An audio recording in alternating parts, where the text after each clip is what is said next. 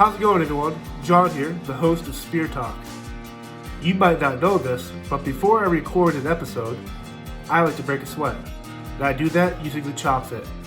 Over the course of the past year, the Chop Fit has allowed me to lose weight, tone up my body, and feel even more amazing about myself. A feeling that you should all feel about yourselves as well. If you use this code, SpearChop10, you get $10 off your order. Once again, use code SpearChop10 and $10 off your Chop Fit order. It'll change your life. Thank you. How's it going, everyone? John here, the host of Spear Talk. And today, to kick off our month of October, this idea I had of everything horror or scary related for the month of October in honor of Halloween. We have the author, good friend, Dacre Stoker. Dacre is the great-grandnephew of the legendary Bram Stoker. Dacre is also the author of Dracula the Undead in 2009, Dracul, which he co-authored with J.D. Barker in 2018. When I guess the film rights have now been kind of optioned out to Paramount Studios, which is something we want to talk about. And recently, the versions embraced in 2021. Former pentathlon athlete, coach, incredible historian, researcher. Dacre, it is great to have you on here today. John, thank you. It's my pleasure. You know, October is the big month. You know, in the Stoker family, it always feels like this is our Super Bowl. You know, everybody focuses on, you know, what happened in the Dracula world. You know, what do you know about Bram Stoker? There's always something new, but my goodness, you know, October is the month that we really focus on everything to do Dracula. So great to be on your show. Glad to chat with you today. Now, I know before we went live, you mentioned you just went for a bike ride. I know you are very much into staying fit and active, but with your background in the pentathlon and coaching at the Olympic levels and just the overall, I was considered an overall incredible athlete because not a lot of people could do what you did. How has kind of staying fit helped you, not only physically, but mentally when it comes to writing? Is there an equal parallel that kind of keeps you balanced? No, there is, and I'm glad you asked that because, you know, I didn't start as a writer, and I didn't start as a great athlete, as you know, and you yourself work out like crazy in martial arts and everything else. You have to put in the work, and there's a parallel between my training to become a modern pentathlete. Very similar years later when I started writing. You know, it was doing the grunt work, doing the research, you know, getting shot down, you know, missing things, having bad reviews, picking yourself back up, going back at it, using a team approach. You know, I did an individual sport, but it involved a team of people, team of coaches. And then when I started coaching, the same thing, and the same thing in writing. You know, I decided to get into writing late in the game, and I've decided to use good authors to collaborate with. And I also participate, you know, with many other researchers in the sort of Bram Stoker world. We share information. So there is a lot of parallels. And then the final one is just personally to get into good headspace, you know, to sit down and do my writing that day, the creative stuff or the research stuff. I got to burn off some energy. You know, I need to get into a good place. I've had both my hips replaced, so I don't do too much running anymore, but I do swimming and bike riding. And when I'm into that sort of regime where I can kind of let my mind drift, it's amazing how many cool creative thoughts come up when I say, okay, on this ride, I'm going to consider Bram Stoker writing Dracula in Cruden Bay. What could some of the things, and it just kind of comes to me once you get all the other crap out of your head, and it's like just focused on some exercise, and then that wonderful feeling, and I know you get it too, John, after a good workout, you sit back and relax. And that's, you know, the endorphins kind of kick in. It's the same thing in sport. It helps in the writing too. Just get into good headspace to do it. If Dracula was an athlete, which athlete do you think he'd be? What type of athlete? What sport do you think he would dabble in? I mean, he could do anything. I mean, the guy was like, he had the power of 20 men. You know, I think anything he wanted to do, I think it would be cool to think that he would have done something like modern pentathlon, you know, ride the horse, sword fight. Of course, they didn't have pistols in the days, but, you know, so what?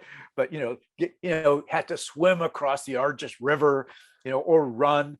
Mind you, the guy could float, the guy could fly. So who knows? He would do whatever he wants. And I tell you one thing, he'd have a hard time passing the doping test because, you know, when they decided to take some either urine or blood from him, he probably wouldn't be too happy about that. or they'd look at this stuff and say, what the heck is this? It's superpower blood. That's not allowed in the Olympics. And so Yeah. a story that a lot of people don't know is that in 2016, after the world tour ended for the latest Nickelback run, I had about 2 weeks to kill. So two of my two good buddies from the tour, Gordon and Rob, we both decided, hey, we should travel somewhere cool. So we picked Romania. We've obviously been infatuated with the vampires. A lot of stories and movies we watched on the tour buses of Vlad the Impaler on History Channel, Ghost Hunters, all that stuff. And so we kind of decided, hey, we're going to go to Romania for 2 weeks. We're going to do all the Vlad stuff we could do. We're going to go see the Hoia Baciu forest, all this stuff. So we stayed in Sibiu, Brasov, Romania, everywhere we could. The Christmas markets were awesome. But it was just kind of surreal that something that obviously the real history of Vlad the Impaler, but then what Bram did with the creating the lore and history of the Dracula, that even to this day, people, the thousands go to these areas to get a glimpse of what this history could have been or was. And I kind of reached out to you in 2016. Well, I did, and basically say, hey, we just saw this. Okay, so what it was, we actually saw this thing where, hey, spend the night in Vlad the Impaler's castle. You can sleep in the coffin. You can do this. And we're all kind of like, this doesn't even, what? So I kind of reached out blindly to you, say, hey, this is who we are.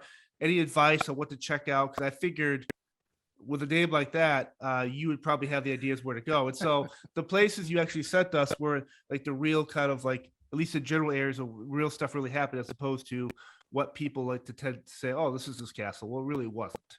But so how we met was really awesome. And I kind of want to jump into it. How did you, or how do you feel about your family legacy, that even to this day, that there are people that literally travel to these places in search or of whatever they're looking for, all based on the lore of Dracula?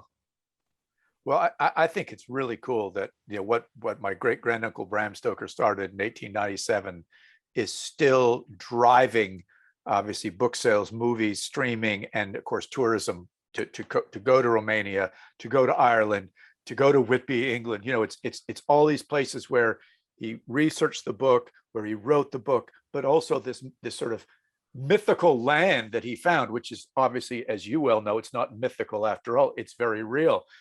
But the connections that he made, John, were so interesting.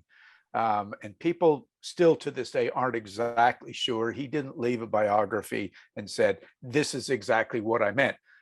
He left 125 pages of notes in the Rosenbach Museum in Philadelphia. The typescript for Dracula, the Paul Allen estate owns in Seattle. There is a journal that I actually found of Bram's in his great-grandson's attic in the Isle of Wight. There's one interview that he gave to a writer, Jane Stoddard, a couple of months after he wrote Dracula. And there's, you know, a trove of letters in different archives, some of the stuff in the Stoker family papers. So to answer this question, it's going to be a little long-winded, but it's like putting together this massive puzzle to figure out, where did Bram Stoker find his info? And, you know, to what extent is it true that Bram Stoker used Vlad Dracula III, Vlad the Impaler, as his model for his count? So let's back up just a little bit and say this. When I got that email from you, it was very cool, because I was over in Transylvania, which is a province of Romania, and I was working for the Airbnb crew as they were putting on, as you mentioned, Night at Dracula's Castle. Just awesome. And as many people know, Dracula's Castle is kind of loosely associated with Bran Castle. There is no strong records that say Vlad the Impaler ruled there, lived there. He most likely visited there because it was a strategic point in the areas that he ruled when he did back in the, you know, 1500s. So this could easily have been, you know, connected to him. I have found out that it is definitely connected to Bram Stoker's research for Dracula, because two books that Bram listed in his notes from the Rosenbach Museum, he was like a good college professor or a student. He listed all of the books that he used for his research for the writing, and those and two of them, one by Charles Bonner, the other by Elizabeth Mazzucchelli, had sketches of Bran Castle. At those days, it was called Toursburg Castle. So, and it's the only castles that are in any of the books that he used for his research. And when you look at how Bram described in writing his fictional castle Dracula, these two sketches look exactly like the way he described them. So in my mind, that's like a lot of good circumstantial evidence that leads towards this was his model. And of course, the people that manage the Habsburg family and their descendants who manage Bran Castle, they love to agree with that because it is the #1 tourist attraction in Romania. It is very well preserved. It has an interesting history with Queen Marie, but also was taken over by the communists for a number of years, and it's been given back to the family. Well, this is where Airbnb was putting on this big event, and I was hired to come and host it. And of course, the way you would get to spend the night in the castle is you had to write a 500-character essay saying why we should spend the night in the castle. And I got the most incredible emails from so many people. Oh, Dacre, I'll do anything to spend the night with you in the castle. You know, just pick me. Well, #1, I was not the only guy going through 88,000 entries to spend the night. That was spread out over all the infrastructure of Airbnbs, all the different languages, of course. The team that I was working with, we had to go through about 2,000 of them, the finalists. But that day that your email came in, I laughed because it was like, I had people thinking, yeah, Dacre Stoker lives in the castle. Oh, it's the Stoker Castle, or it's Bram, B-R-A-M Castle, as opposed to B-R-A-N Castle. So I got this one from you and I said, oh, this is so cool. The guy who's in charge of security for Nickelback, they want to come and check this thing out. And how do I tell them that, like, it's not my castle, I'm not going to be here year round, I'm here for a little bit. But then I read through the email and you and I went back and forth and I understood what you wanted. And I get the same thing by people a lot. They want to know, where are the places associated with Vlad the Impaler, which I told you, Ponari Fortress is his real place. Targoviste, there's a palace in Bucharest. But then there's the Bram Stoker places that he got from the maps and the different books that he used for his research. And that, of course, is Oreda, Bistrița, and then this place up in the mountains, 400 miles north of Bran Castle. He actually left coordinates in his notes in the Rosenbach Museum that show the exact location, which happens to be on an extinct volcano where he wanted to place the final action in the story and his fictional castle. So what you have to imagine, and what I want your listeners to imagine, John, is Bram saw a perfectly good looking castle, very Gothic looking, very, sort of foreboding and evil.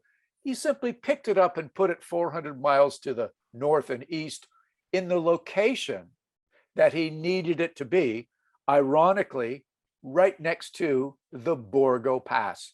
And people think, oh, that's a made up name. Oh, that's perfect for a Dracula novel. No, there is really the Borgo Pass. And if you read the story and look how long it took Jonathan Harker in the carriage, Hans de Roos, a friend of mine, figured it out and realized, yep, that's got to be the right place. And the map coordinates agree. And the final thing is, before I get off this, is the volcano that was there. There was a good reason why Bram Stoker placed it on a volcano, because back in the Victorian era, people believed that the volcanoes were sort of portals to hell, the home of the devil. And this is, again, the books in the London Library point towards Bram choosing a devil incarnate, to be his Count Dracula. And another reason why we get back to Vlad Dracula's really interesting and horrifying sort of history is, yeah, he was a ruler back, in the medieval days when atrocities were normal, but this guy was above and beyond, boiling people, skinning people, impaling people, all these kind of, different tactics to scare the heck out of people, to unify. And the only way that they could survive as a teeny little country against the massive Ottoman Empire across the Black Sea was to unify. And they are actually protecting parts of Europe, the Christian parts of Europe, from the invading Ottomans, because Vlad the Impaler was able to unify these people. That's the short version. But Bram read his history in, again, 2 of these books in the London Library and realized that's the guy. That's a good backstory. I'm now going to make him a vampire, place him over into Mount Israel in the Kalamani National Park. He never even went there, but this works for my fictional novel. So that's long-winded on lots of bits and pieces put together. It's how you and I met as you were doing the same thing I'm doing, is you were interested with Vlad the Impaler, his history, and you want to experience it. Well, I go there frequently. I research the heck out of it. And now I'm able to, bring people on tours to go see it, and enjoy it just like you did. Right. Growing up, as I got older, I grew to kind of appreciate the history of it obviously more. But when you see like the images of the guys' heads on pikes, or that famous road going up to the castle where all the bodies are on stakes, and there's something very brutal to it. But I'm glad you talked about it, because I could imagine if there are notes where I'm kind of geeking out now, where Bram is kind of like, well, if I can't do Vlad the Impaler, who are the other people I could have based this story on? Like, it's very fascinating to me that Vlad, like Bram, did this actual research, but this real guy is a great basis for the idea of Dracula. It's super fascinating to me. Yeah, and he used the history. I mean, he went deep into the history of Vlad. When there's the scene in the book, also it's depicted in the 92 Coppola movie really quite nicely, when Gary Oldman says, this is who I am, the blood of Attila runs through these veins. Of course, John, I would think if it wasn't Vlad, it could have been Attila the Hun, who had similar characteristics as a bloodthirsty ruler. But that's the sign of the times. That's how these guys had to rule. There was a couple of other probably opportunities, but here's the kicker, I believe. When he saw in a book by William Wilkinson that the name Dracula means devil, I think that was like the home run. He needed his devil. He created the story Dracula as a story of good versus evil, where people, the band of heroes had to rely on their faith to get through. They were faced with, the most almighty, evil of all time. Their faith in God and their faith in each other had to protect them. Well, who's the biggest foe? It's the devil. So Bram was looking for a devil. He was looking for the place of the devil, which is the volcano. And 2 of these books said that Vlad the Impaler was known as the devil. That's the guy. So that's what brings it all together. One of the things I stress, well, especially in my job, when it comes to note taking and researching a client, stuff like that, but especially when it comes to the guests I have on Spear Talk, I actually have to spend time researching. Obviously, if I know the person, or if I grew up watching the movies, or I read their books, it helps me kind of in my research. But if I really don't know someone, I have to dig deep, and I don't want to ask the same questions or get the same kind of answers that the guests usually saying or spewing out. And so you a lot of the research you do is it would be very intimidating to someone even like myself who loves notes, because you actually have to kind of go different languages, travel the world, dig into a fine detail. And so how do you kind of get ready when it comes to time to research something? Is there a set process you have to do, or what is kind of like how do you attack a subject you're not familiar with and head on in terms of the research? It's again, that's kind of both of our athletic backgrounds coming out. It's like, how do you get prepared for the big game? And that's the way I look at it. And what I do is I will reread parts of Dracula. I'll reread parts of Bram's other stories, because I look at that's what he's left us. Okay. If I'm heading over to Ireland or Philadelphia or Seattle or even to Transylvania on a specific project, because I'm focused on, looking for something, or I'm aware because I've seen in the Trinity College archives, there's some letters that I haven't seen yet.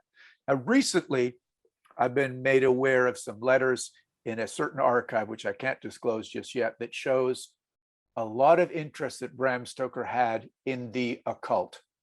Oh, wow. So, and the person that told me about these said what the dates of these letters were not just between 1890, when he was writing Dracula, and 1897, when Dracula was published.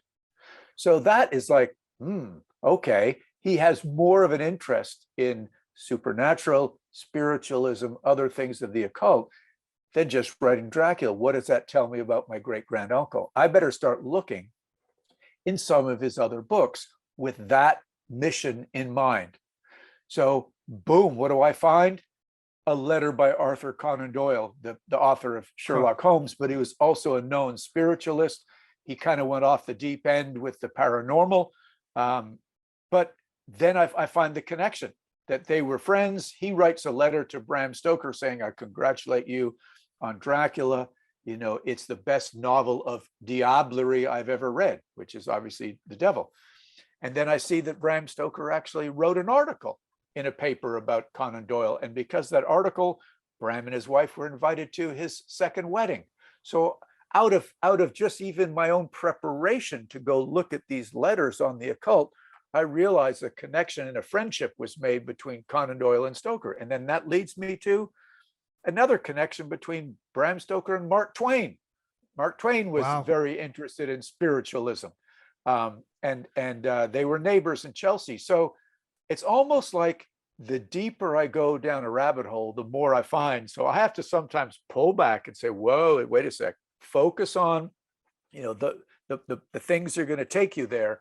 But that gets me by reading his stuff and rereading the notes. It's sometimes even in the airplane or listening to his books on audio. Then when I get there and I spend 2 or 3 days at a specific library looking over stuff, then I'm in the right headspace for it. I don't have other things getting in the way, clouding up my vision.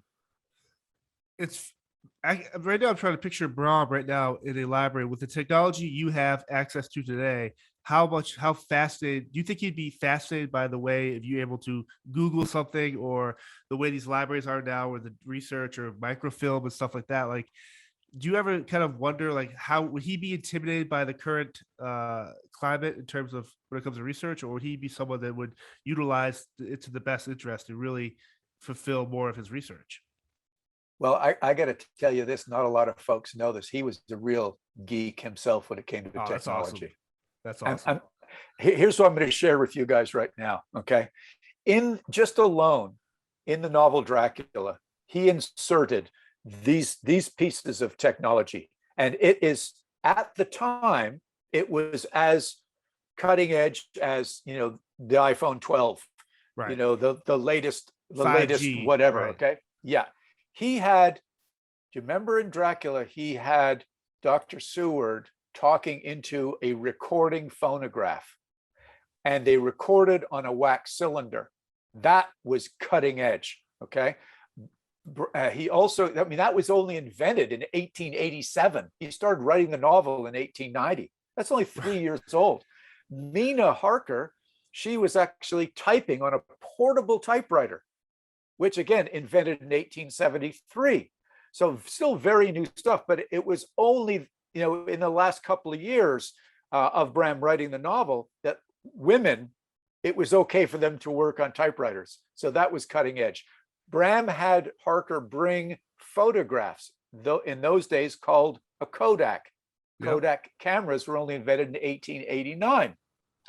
He had Harker bring photographs to Count Dracula to show him his properties that he buy. Bram was utilizing blood transfusions, which were fairly new at the time. Mesmerism, which is an expanding science, you know, that was mental telepathy type thing between when the blood was exchanged. There was a searchlight in Whitby, England, which was very new. Edison had only created this big searchlight in 1882 to help the ships get into the harbor during a storm. So would Bram have been interested in new technology? Absolutely. He even, I'll tell you a Star Wars moment in Bram Stoker's life to show you how techie he was. In the play Faust that was put on at the Lyceum Theater that Bram was the manager of, Faust was obviously a very popular play at the time. It was about Mephistopheles, the devil's assistant, which Henry Irving played, which I think also contributed to Bram wanting his Dracula to be a lot like Henry Irving on stage. But Bram pulled in a guy who was an expert in electricity. And for your listeners, folks, we're talking 1890, 1887, 1880, electricity was just being introduced into street lights and so on. So what this guy did was they invented a way on stage during a sword fighting scene to have the blades electrified and the actors wearing rubber gloves so they wouldn't be shocked. So when the blades hit, they would emit these blue sparks, just like two lightsabers in Star Wars hitting, 120 years later. So this was so high tech to have that incredible electrical scene on stage back in the late 1800s. Again, he was so techy. So yeah, he would have been Googling the heck out of everything. Instead, he goes to the London Library, and this is a very cool story. That only is probably the latest discovery in the Dracula world. Just 2 years ago, a guy called me from the London Library who was the head of fundraising, and he was a real Dracula fanatic. He had purchased a copy of the Dracula notes that had been published by two friends of mine, Elizabeth Miller and Robert 18 Basang. And again, in the back of the notes, it showed all the books that Bram used for his research. Now, this guy, Philip Spedding, knew that Bram was a member of the London Library. But unlike lending libraries, you know where you used to have that little sleeve in the back with the card and you'd have the date stamp and exactly. They didn't have that because it was a private library. They didn't need to. What happens is you'd go to the book aisles, you take out the books you wanted, you go to the man at the desk and he'd say, yes, Mr. Stoker will write down those books. When can you bring them back? And so on. Well, Spedding looked at the list of these books and said, I wonder if any of these are still here. And much to his amazement, he pushed the cart through these hundreds and hundreds of aisles in the London Library and found that 28 books that Bram used for his research were still in circulation in the library. And he quickly pulled them all off, put them in this big, massive stack, brought them back to his office, and started looking through them. And he had read the Dracula notes. He was quite familiar with them. And what blew him away was when he started looking through the book and saw that there was some pencil marks in the margins. There were some check marks, there were some underlining, and it was more than that, John. It was certain things that showed up in the Dracula notes that were underlined. So he thought, my God, I wonder if Bram Stoker did this. And so he contacted Robert 18 Basang and me because he knew we were working on an annotated Dracula together because we've been in touch with him. And he said, guys, do you have any images of any of Bram Stoker's own books? Without really letting us know what he was on to.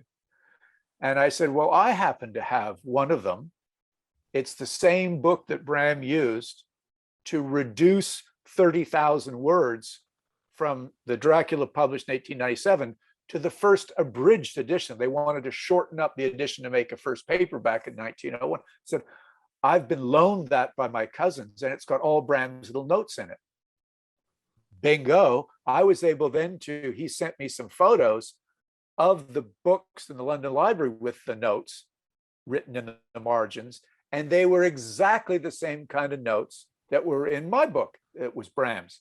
And furthermore, he said, well, that confirms it, but I didn't want to tell you this. 2 of those books were books that Bram Stoker's son donated to the library that were Bram's after Bram died.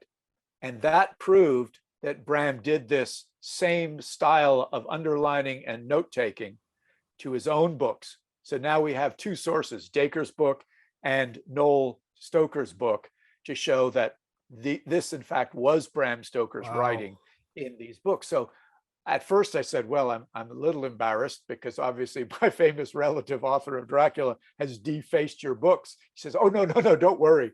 He said, this is now proof that our library is sort of ground zero for the research of Dracula.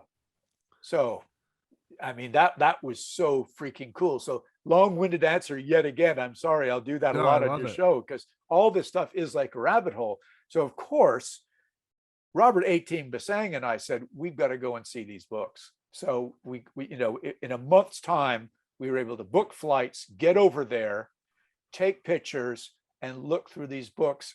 And typical me, I got all the names of these books and went on to Abe Books and purchased exactly the same editions as the ones in the London Library. So I could then read in my own free time the whole book. And I could compare when I took photos of those pages, what caught Bram Stoker's eye?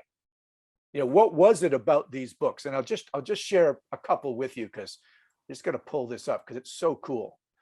We all think of writers like Poe, Lovecraft. We know they had some issues, either with controlled substances or depression or whatever. And sometimes that put them in the perfect headspace to write their most incredible horror, right? But nobody knows, where did Bram Stoker really get this stuff? We know he had a troubled childhood himself and nightmares and so on. But now we know, and I'll share this with you and your listeners, that a couple of the books that Bram got this information from, that we got to give some credit to Dr. Herbert Mayo. His family years later created the Mayo Clinic. Right. But this doctor wrote a book called On the Truths of Popular Superstitions, and in particular, mesmerism. All right. This is a medical doctor. Book was published in 1851. And there was a chapter on vampirism, a chapter on unreal ghosts, true ghosts, trance sleep, half walking, and trance sleep. So to put things in perspective, remember at the top of your show, we talked about spiritualism, the occult, right? Supernatural. This is something the Victorians were obsessed with, and it hasn't changed that much. Nowadays, some of the most popular shows on TV are about paranormal, exploration. This is simply what they were doing back in their days when they were sort of being enlightened with science. Religion was kind of being questioned by science, and people were wondering what the heck happens to the spirit and our soul after death.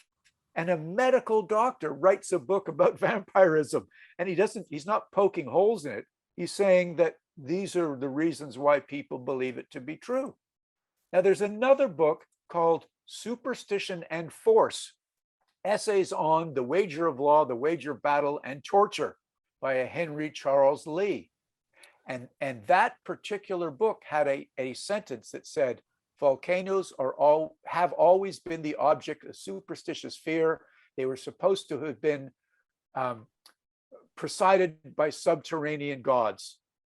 And then there's another one called The Other World, or Glimpses of the Supernatural, being facts, records, and traditions relating to dreams, omens, miraculous occurrences, apparitions, wraiths, warnings, necromancy, and second sight, by Reverend Frederick George Lee, a priest, a Catholic priest, writes about the other world. And he talks about the devil and his locations. And this is what drove Bram towards the volcanoes in Transylvania. So, John, I could go on and on, but I'll stop there. It just gives you the example of that Bram was very into technology, but he tried to make sure that the theme of Dracula was not so distant and far away, but it was on the tongue on the minds of the people that would go to the Lyceum Theater and look for scary plays, would read Gothic literature like Frankenstein, like Carmilla, and other scary Gothic stuff. But what Bram did was he connected it to present consciousness, written by reputable people, a priest, a doctor, and he made the story seem real by bringing it to London and to Whitby. So Right. I'll pause there for a minute because I'm take a break. No, that's just fascinating. And obviously you have a sense of pride and honor to carry on the work of Bram and all this research and the family legacy. But is there, at the beginning, I guess my two-part question here, how did you know you had to be the one to kind of carry on the Stoker name, especially when it comes to not only the writing, but specifically Dracula, and be the spokesperson for the family? But are there ever days where you're kind of like, man, why did I take this burden on, or has this always been one of those things where, hey, this is my duty now to kind of carry on the legacy of this name? It's a good question. It's a small family, if you can believe it. Bram was one of 7 kids, but only 3 had offspring, and one that had offspring has no surviving members of that branch today. Bram's does. He had a son. That son had a daughter, so there's no more Stokers left in that family. But we're 3 great grandsons. There are 2 Right. left, and they've got children. My side, Bram's youngest brother, George Stoker, was my great grandfather, and there are 6 of us, and we've got offspring. So it's not like a huge family, and we're all clamoring to kind of hold the baton. It just kind of it happened by default, really, John. My wife she's a Southerner in the U.S., and for whatever reason was really into not only her genealogy, but mine as well. And when we started finding out that there's a lot of gaps, and there's one uncle, my dad died in 83, and there was one of his brothers still living a couple of years ago. He died 2 years ago. But he realized that Jenny and I were interested just in the family tree and who was whom and so on. And we also found that nobody else really was. It wasn't like they didn't care. They just didn't have that stick with itness to say, well, what about this guy? What about this guy? So my uncle Patrick kind of pulled me and Jenny in. And as he was beginning to wind down his life, he had this congenital heart failure and it was coming on. He said, I'm going to send you some stuff. So boxes of stuff arrived. And we just got into it. And we started seeing cool connections between Dr. George Stoker, the other doctors in the family, Right. and Bram Stoker, and their relationship, letters back and forth. And again, it was a rabbit hole. So we decided to go up to Montreal, Canada, and visit Patrick, and he opened up all kinds of stuff for us. And that's when it really struck me as, I guess I'm the only one that really cares, and I'm responsible. And as my wife turned to me and said, Dacre, if it's not you, the whole generation will go by and my children won't know, and their children, it'll be lost. So we decided then and there, we've got to be, and it's almost like Patrick handed us the mantle. And literally, he sent us boxes of stuff. I took my scanner, my laptop, spent 2 days scanning all kinds of good stuff. And he gave me all kinds of things. And that's when I just got in. And that was probably 15 years ago. Right. And then I started using that information with other authors to fictionalize it, to get it out to the world. I look at this in 2 ways. I can give lectures, I can write articles, and that has a limited audience. But when you write it, when you use it fictionally, historical based fiction writing, it has a huge audience. And I personally like reading guys like Ken Follett, even Clive Cussler, Tom Clancy, stuff that is real, okay, but they turn it into fiction, and you end up reading the stuff and not realizing you're getting a history lesson. So that's what attracted me, and that's why I do it to this day. That's what drives me, is telling Bram Stoker's story through fiction or nonfiction if I need to. But I feel that somebody in the family has to kind of be the one that says, wait a sec, if you're going to talk about Bram Stoker, let's talk about the truth here. So we developed a website called bramstokerestate.com, where anybody who wants to go and look at some of the real things he did is a repository for academics, for nonfiction and fiction alike. And so we're very open to sharing our information with people about that.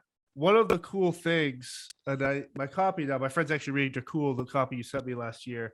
And I've always been kind of curious, when you co-author like you did for that with JD Barker, what is the process when it comes to 2 people working on the same book? Like obviously you guys are friends and there's no ego per se, but how do you kind of, if you come to an impasse where you're kind of like, I want to do this way, I want to do this way, how do you guys kind of hash it out where it makes sense to tell the true story you guys want to put out there?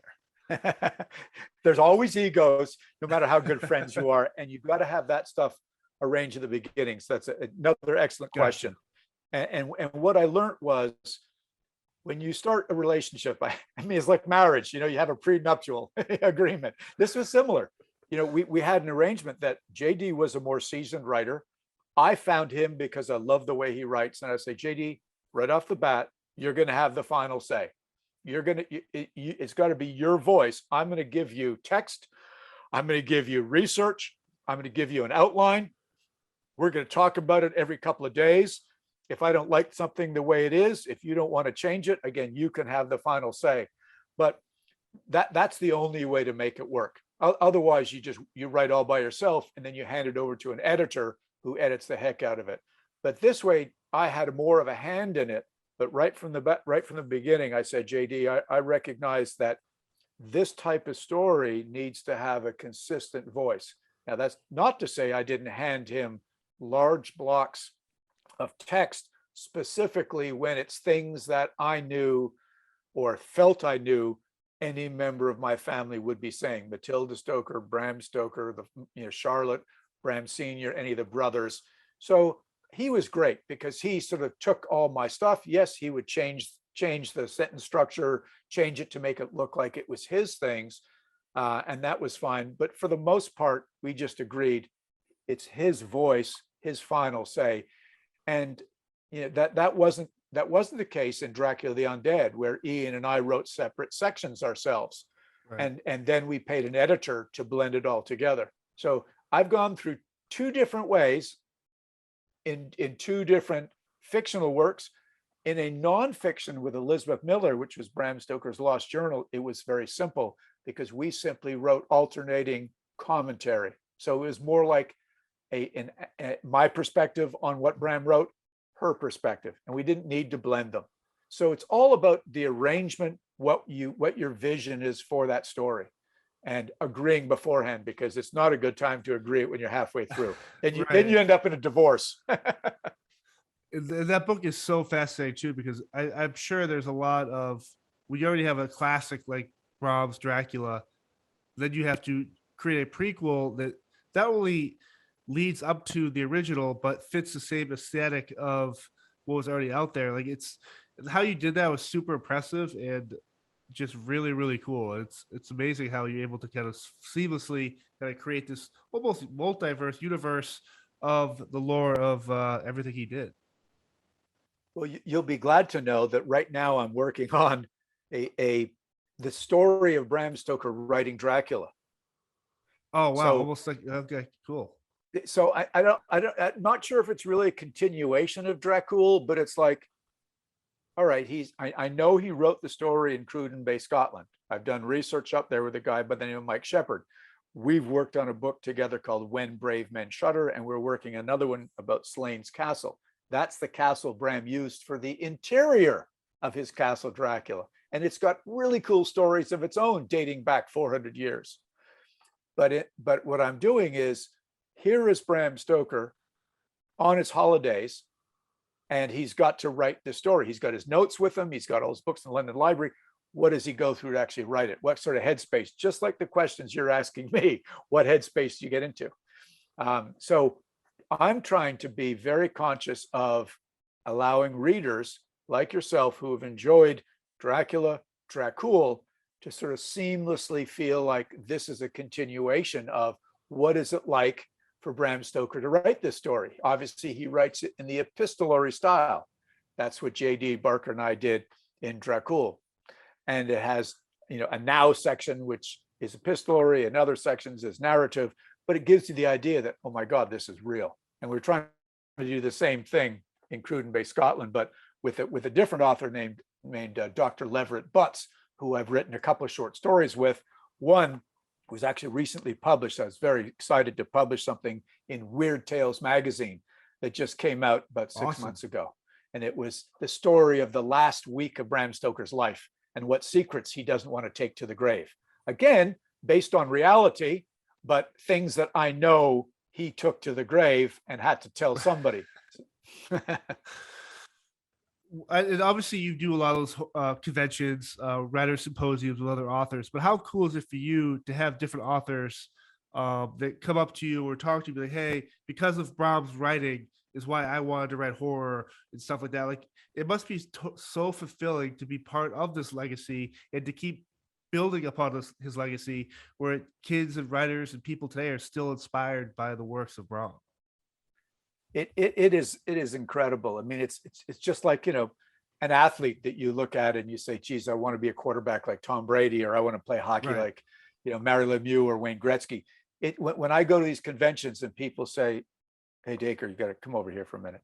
I just got to tell you that, I've read Dracula like 50 times. I didn't get it the first 20 times. My God, now I do. And it's so incredible. It just means so much to me. And it's like, yeah, I get it. And I see it through so many people's eyes who I respect as writers, who then say that my relative had an impact on them. I mean, it doesn't get much better than that in that field. That is really cool and very, very gratifying. I think growing up, I've always been fascinated, obviously, with horror, but the Dracula was almost intimidating to me, almost like Mary Shelley's Frankenstein. There's books like that, The Art of War, where it wasn't until I was in college or older where I kind of regret not reading these type of works earlier. And so, for someone that isn't into reading but wants to read, what advice would you give someone that, hey, this, yes, it's a incredible piece of work, but it shouldn't actually scare you into reading it? Like, I find that sometimes, for me, I don't. I have a lot of regret. There's a lot of books and stuff I wish I read a lot earlier in my youth, but I was just too kind of. I'm not scared, or man, I can't read Bram Stoker. It's above my pay grade. And so, what advice Yeah. do you have to people that want to read the book, but maybe don't have they don't feel like they can read it? That's a good point, because at first, when you open up the pages of Dracula or even Mary Shelley's Frankenstein, they're written in another era. Yes. So the language isn't Right. easy for us. And I've, there's a couple, of my nephews that just haven't read it, and they're very active guys, very sports oriented. And it's like, come on, you just got to find the time, sit down and read the thing. And I finally gave up. And so I said, okay, you know what? Listen to it on audio. When you're driving in your car to go off, driving down to Florida to go fishing or something, just listen to the damn book on audio. Okay, that's one way out. The other is, most of these things come out in graphic novels these days. Go get the graphic novel. Go watch, a movie. The 92 Coppola is somewhat similar. The 1977 BBC version is very similar. So do that. And then when you're ready, when you've got the right time, when you're in the right space, then read it, and you will regret it. Like you, John, and like Right. many others. Geez, I should have read it earlier. It's not that bad. And the other thing is, reading something that's a heavy book like Dracula, I suggest people don't read it and take it too seriously. Don't try to read and understand every word. You get bogged down. One of the things Bram Stoker does that drives me crazy, he was so persnippety on the dialects that he wanted to get absolutely right for authenticity, that when you try to read this Yorkshire fisherman, Captain Swales, or any of the other dialects in the novel, it's like it slows you down like crazy if you try to figure out what every word means. Don't worry about it. Just move on, get the general idea, and then later on it'll make sense. So don't let the book slow you down. Don't let it blow your confidence. Just try to enjoy it for what it is, and look for these other mediums to read it in or enjoy it in. And I think I grew up, obviously, I love watching movies, and the Gary Oldman, Keanu Reeves, Anthony Hopkins version of the Dracula movie. I was like, man, if I watch this, I love the movie. I love the violence, I love the storytelling. I don't need to read the book. But when I go back to read the book, and then obviously read Dracul, like, there's so much they didn't put in that movie. I guess for obvious reasons, length of time, and just some stuff they thought general audience wouldn't be really into. And one of the cool things at the onset of the pandemic, I did these Netflix watch parties, and you were one of the guests for. We watched this movie series Underworld, the first movie, and this other stuff too. And so I guess for you, like, how often do you find yourself watching different iterations of vampires, like, or movies or lore or comic books, or is something like Bram? What would he think of Twilight series? What would he think of these different versions of Salem's Lot or Near Dark or Blade and stuff like that? Like, how do you and how would Bram kind of feel about these ideas of vampires today? Well, I mean, obviously he would have been absolutely blown away, when you consider that, moving pictures hadn't even come out back when he died in 1912. But and Dracula hadn't even gone on stage yet. But he was a theatrical guy. Okay, he managed the theater for 27 years, and him and Irving, back in those days, they used to take different versions of plays and they'd edit them and adapt them for their stage, for their actors, for their costumes. So it was not that unusual to have a work that people identified with, and it was then changed visually to give a different version of it. So many people contact me and say, "Oh my God, have you seen the new BBC Netflix Dracula? Bram Stoker would be flipping in his grave. It's nothing like the book." Well, the first thing I said is, first of all, if all the Draculas were just like the book, they would have made maybe 2 or 3 of them in the last 50 years. We wouldn't be still having them. And then secondly, I said, just imagine also how cool Bram would think if his work stimulated someone like Stephanie Meyer to create an offshoot of his Dracula into sort of paranormal romance, vampiric romance for teenagers, True Blood, Vampire Diaries, Stephen King, Anne Rice. Just to imagine, it's like you're, the circus master, and all these different iterations have something to do with your creation. How satisfying that would be. You might not like every single animal in the circus, but you had something to do with creating them. And now you sit back and watch them take on a life of their own, develop their own fan base, but realize that the common core has something to do with your brainchild that you spent 7 years researching and writing. I think he would have been satisfied, and I'm the same way. When I look at these, I go, well, okay, cool. That part came from the book. Oh, that part came from, Jim Hart, who's the screenwriter for the 92 Coppola. I think he did something really cool where he took some Vlad the Impaler folklore at the very beginning of the novel and had the wife jump out of the castle tower to commit suicide so she wasn't captured by the invading Ottomans.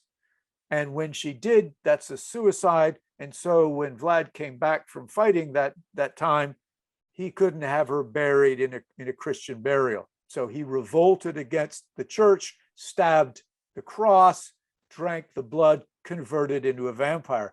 In 3 minutes, Jim Hart did something that, blew away the world. Oh, that's a very logical explanation why Vlad the Impaler became a vampire. In the novel, Bram Stoker simply said he learned his dark arts at the Sholomonts, the school of the dark arts in these mountains near Sibiu, where you were actually. Right.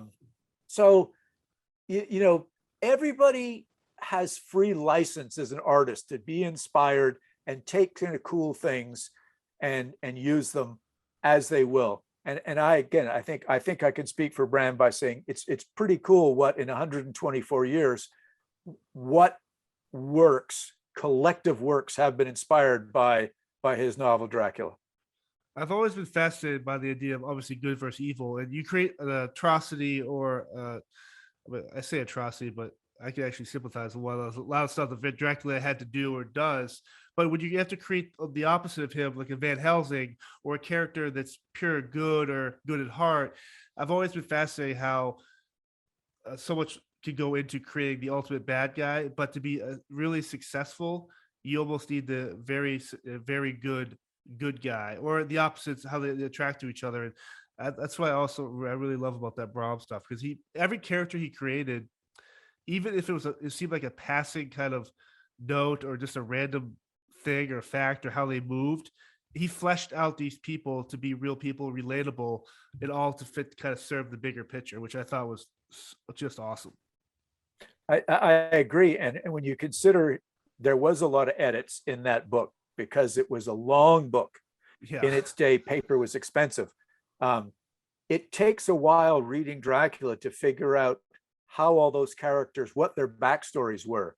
But Bram didn't waste many words to help you figure out that Quincy Morris, Dr. Seward, and Arthur Holmwood had actually been on hunting expeditions, military things before in different countries. They had a pre-existing relationship. How Lucy and Mina had been childhood friends before. But then you mentioned Van Helsing, which is interesting. And we realized that he was obviously a professor of Jonathan Seward, Dr. Seward, way back before. But then you begin to realize some of his other expertise in the supernatural, in the dark arts, and the fact that he was not only a professor, but a doctor and a lawyer at the same time. Right. So Bram kind of brushed the surface. And to me, I think there was something in his mind that, that was going to be a sequel later on, and to further flesh out those characters and further understand it. And of course, that's what Ian Holt and I did, and I won't spoil it, but Drac the Undead, you learn a heck of a lot about these characters 25 years after Dracula ends and what happens to these people. In Dracul, being the prequel, we decide to use Bram's ideas of who could have been those people that inspired him. His brother was very much like Dr. Seward, Dr. William Thornley Stoker, and his sister Matilda. She was a lot like Mina, and other characters. Obviously, Arminius Vanbury had qualities a lot like Van Helsing. So these are people in Bram's life that he used. So yeah, characterization is one of Bram's strong points. He gives us enough to make us really think about who these guys are, and potentially were they real people. Now, I know next year in 2022 is the 125th anniversary of Bram's book Dracula. What plans do you have in terms of such a momentous? And again, it's crazy to think that it's been 125 years, and still to this day, here we are talking about just an incredible legacy that you get to carry on. And so, what are your plans, goals for next year? But there's a lot of things in the works, Mike. Currently, I'm working with the fellow Chris McCauley to create some graphic novels. We've done one already, which was The Virgin's Embrace, which is one of Bram's stories called The Squaw, that we turned into Virgin's Embrace, which is a really cool, a horror story. But we're actually working on one as we speak, which is the cholera horror story that I know impacted Bram Stoker as a young boy. It's a story of his mother surviving the cholera epidemic in Ireland when she was 14 years old, and she witnessed misdiagnosis and premature burial of people, and her neighbor dragging her way out of a grave, a mass grave. Jeez. So that story she wrote and sent to Bram at his request when he was a middle-aged guy, and he used in a story, and we're creating that in a graphic novel. And also, there's a couple other games and things that come out, but I think the most significant things to talk about here on this show is I'm planning a series of visits with people, paying customers, tours to places that impacted Bram Stoker's writing of Dracula. One of them is Western Ireland, where this cholera epidemic happened, and Dublin, Ireland, obviously where Bram was born, where he was raised, where he went to school, where he did a lot of research, where he was a champion athlete. And then obviously Whitby, England, where Bram took one holiday there for 2 weeks and was so impressed with Whitby that he set chapters 6, 7, and 8 there. And it's like 20 pages of notes about Whitby. And it's like such a cool town to go see. So we've got to go there. And then further up the coast in Scotland is the town called Cruden Bay, where Bram spent 13 summer holidays. And of those 13, he spent 3 of them writing Dracula. And we're going to visit there. Slains Castle is a ruin now, but it is the castle that we can visit, the ruin of it, and we can see the octagonal room that Bram featured in chapter 2. The internal floor plan of Castle Dracula on Mount Israel in Transylvania, that castle's floor plan was based on Slains Castle. And then we'll go to Romania, because one of the coolest and latest things that I've done with the help of Hans de Roos, who deciphered the Dracula notes and found these map coordinates. And as many times as we chatted earlier about going to Transylvania, only recently have I focused on this region in the northeastern corner called the Kolomanului National Park. And it's a beautiful natural area. It doesn't smell or give you the impression of Gothic horror like some of the castles, John, that you and I visited, because there are no castles, at least in this area, but the volcano is there. And the map coordinates that Bram Stoker chose for the location of his castle is there. So I'll be taking people to stay at a very cool bed and breakfast, hike in, and now I have a plaque with the permission of the National Forest there, placed on the rock face where Bram had chose the final battle between the band of heroes and Dracula, where the Bowie knife was stuck into the heart of Count Dracula. And we know what happens there. It was a Bowie knife, not a stake. So he only crumbled into dust, and then his throat was slit, not totally decapitated. So as far as I'm concerned, that was an escape. Yeah. He escaped in dust. Now, furthermore, what I will say, because all this kind of comes back together, John, remember we talked about Paul Allen and the Dracula typescript? Yes. One of the things that J.D. Barker and I saw when we were there was right after the Count crumbles into dust, Bram had planned and wrote that a volcano erupted right after that time, scared off the gypsies. Dracula was gone in a cloud of dust, and the band of heroes had to basically run for it to save their own lives. But it brought down Castle Dracula. For whatever reason, that tumultuous scene that crumbled everything was edited out of the book. But it gives me great strength in my resolve that that was the location based on the coordinates that he put in his notes, because Bram Stoker was so detail oriented. If he was going to have a volcanic eruption at the end of his story, my God, there's going to be a volcano there. Right. And so I've been there, I've seen the volcano, and I've also seen that part of the effects of the volcano that did blow its top thousands of years ago was that it opened up a sulfur deposits in the mountain. And it had been turned into a sulfur mine, which is now closed.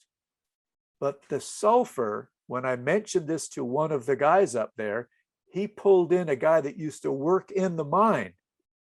And he brought us down into the mine. It was an open pit mine, hammered open a rock, took out his Bic lighter and lit the sulfur in the rock, and it burned a blue flame.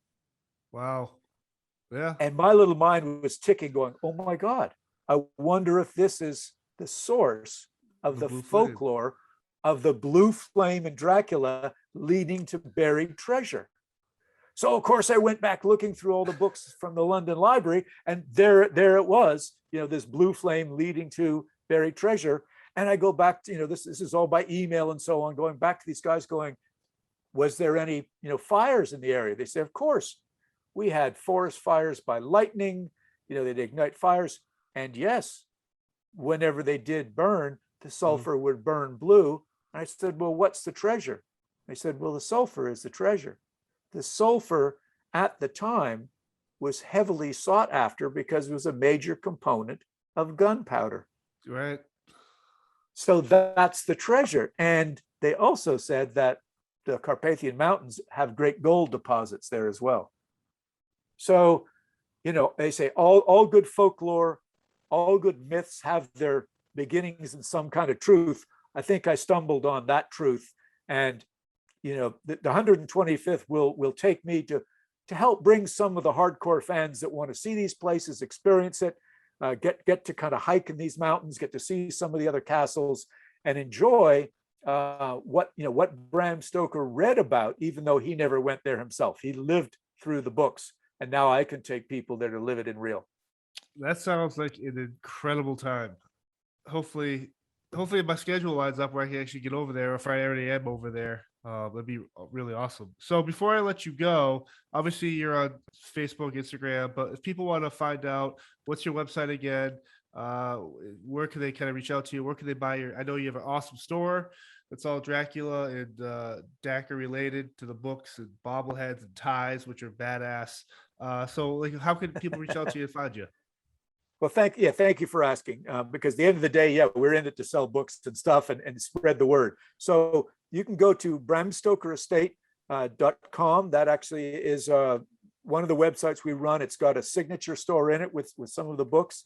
Dacrestoker.com, information about my tours and so on.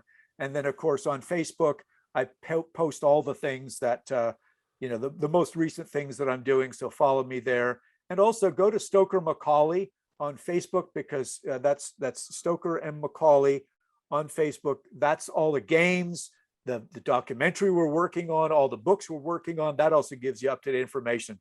And John, I just want to thank you because, that email you sent back in 2016, we've been friends ever since. You've helped me with these watch parties of different movies. I know you're a serious fan, and every time I see your logo, the spear talks, I can only think of the spear of Vlad the Impaler impaling his enemies. You're not an enemy, you're a friend, but I want to be on your side of the spear, not on the other side, buddy. No, I appreciate this. I appreciate your friendship, and I guess to kind of wrap it up, like obviously the pandemic and stuff had to get creative. Obviously, the first part of the couple of books I read, just out of pure boredom, like what the hell is going on? But it told me, I always had that inkling where I'm like, oh, I don't have time to read. Or you can relate it to fitness. I don't have time to work out for 30 minutes a day. I'm too busy. No one is too busy to work out. No one is too busy to stay healthy. No one is too busy to read 30 minutes a day before you fall asleep. It's a lot better than watching TV. And so if there's one positive I can pull out of the pandemic, there are a bunch that my love of reading has helped. And reading a book like Dracul I always grew up reading the Stephen King books, but now I kind of lost sight of them last couple of years because, again, I'm too busy. But I went back and reread a lot of my favorite books and a lot of the stuff because of you and the friendship with you. And I think reading is such an important thing. And I hope more people, if someone watches this podcast or listens to it, and I hope they're not big into reading, that they're like, you know what, I'm going to read the Dracul, or I'm going to read a short story or whatever it is. That's a win for me. And so thank you again for being on here. Here's to that. Thanks, John. Take care. Thank you all for checking out this week's episode. Once again, I'm John. If you liked what you heard and saw today, subscribe to our YouTube channel, find us on Instagram, Facebook, and Twitter, and check out our brand new merch store with hats, coffee mugs, t-shirts, other cool stuff coming down the pipeline. Again, thank you all for support. Be safe and see you next week.